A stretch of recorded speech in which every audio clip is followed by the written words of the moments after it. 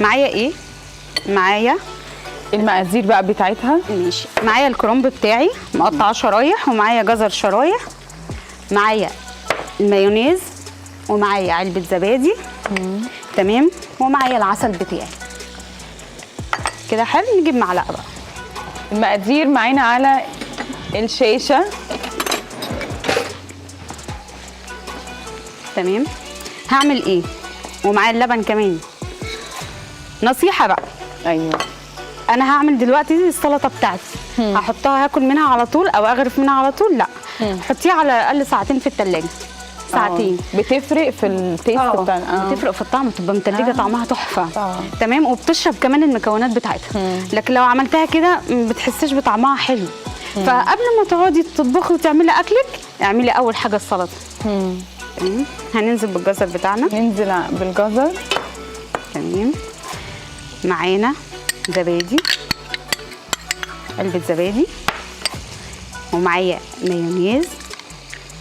مايونيز وزبادي معدل 5 معالق بتدي طعم تحفه. تمام. ومعايا العسل بتاعي.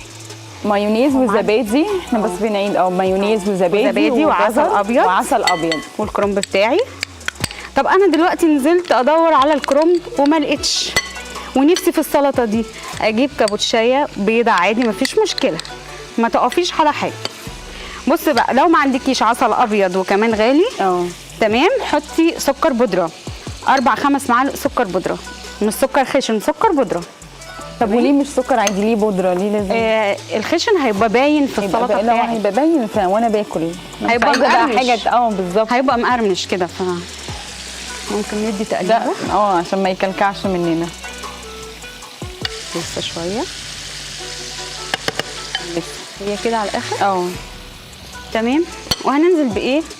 بنص مج من اللبن. نص مج. عليها ايه؟ دي من عندي، مش كاتباها. تمام. في المقادير دي من عندي انا. قد ايه خل؟ معلقه خل. بتدي طعم مع العسل، بتبقى مزازه كده. ايوه. في 5 دقايق عملتي احلى حبه سلطه كروسلو. لا، وبعدين السلطه بقى يعني دي اطفال كبار شغاله مع كله يعني. انا بعملها، بص الولاد بياكلوها، انا بزعل، انا عايزه اكلها انا لوحدي. ايوه، ما لا يعني ما ينفعش. كل الناس حباها كده. تمام. السلطه بتاعتنا. نجيب طبق للغرف بقى. احنا ممكن نبتدي ندوق الكروسلو قبل ما اي حاجه احطها لك في طبق ودوقي.